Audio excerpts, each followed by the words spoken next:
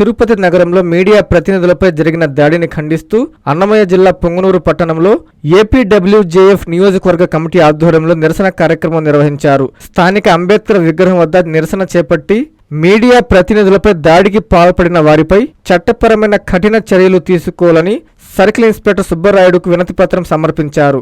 ఈ సందర్భంగా ఏపీడబ్ల్యూజేఎఫ్ ప్రధాన కార్యదర్శి తల్లా శ్రీనివాస్ మాట్లాడుతూ ప్రజాస్వామ్యంలో మీడియా కీలక పాత్ర పోషిస్తుందని చెప్పారు. విధి నిర్వహణలో ఉన్న జర్నలిస్టులపై దాడులు జరగడం అత్యంత దురదృష్టకరమన్నారు.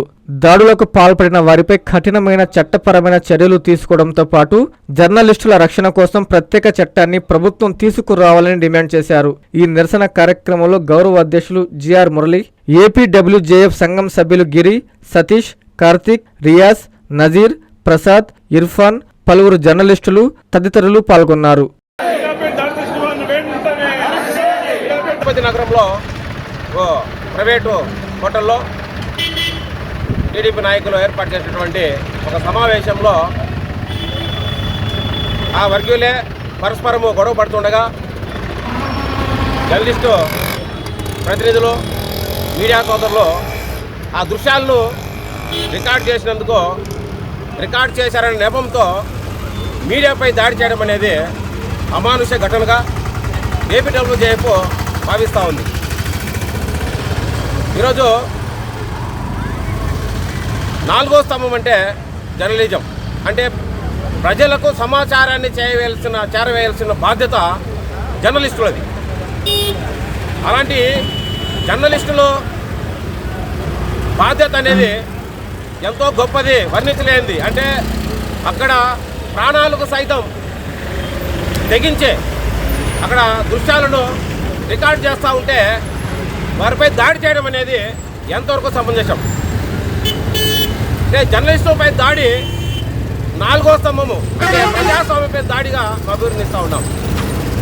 అక్కడ జర్నలిస్టులు, మీడియా ప్రతినిధులు ఏ పార్టీకి అనుకూలంగానో ప్రతికూలంగానో అక్కడ వెళ్ళలేదు. కేవలము అక్కడ సమావేశానికి వెళ్ళినప్పుడు అక్కడ జరిగేటటువంటి ఆ సంఘటనను వీడియో చేయడము జర్నలిస్టుల బాధ్యత కాదా? ఇలా జర్నలిస్టులు గమ్ముగా ఉండాలా? ప్రశ్నించకూడదా? వీడియోలు తీయకూడదా? అది మా బాధ్యత కాదా? అలాంటి పరిస్థితుల్లో జర్నలిస్టులపై దాడి చేయడం అనేది సమంజసమా? అందుకోసమనే జర్నలిస్టులకు ప్రత్యేకమైన చట్టాలు తీసుకురావాలి.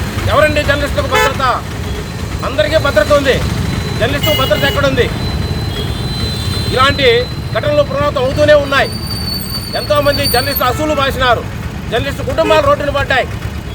దయచేసి ఎవరైతే జర్నలిస్టు పైన దాడి చేశారో వారిని వెంటనే గుర్తించి, వీడియోలు ఉన్నాయి, ఆధారాలు ఉన్నాయి, వెంటనే వారిని అరెస్ట్ చేసి వారిపై నాన్ బెయిల్ కేసులు నమోదు చేయాలని చెప్పేసి మేము ఏపీడబ్ల్యూజేఎఫ్ తరఫున మేము కోరుతూ ఉన్నాం, డిమాండ్ చేస్తూ ఉన్నాం.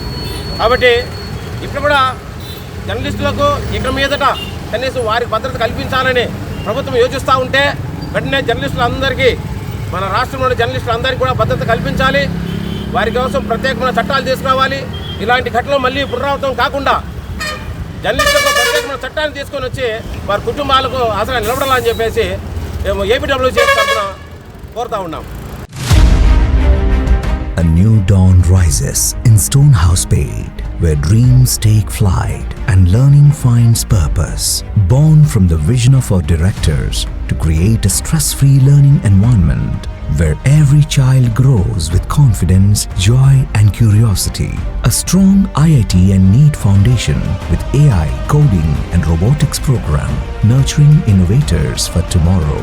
A holistic development with discipline, creativity, leadership, an education that shapes character beyond textbooks, an environment where learning is joyful, teachers are mentors, and every student's journey is stress-free.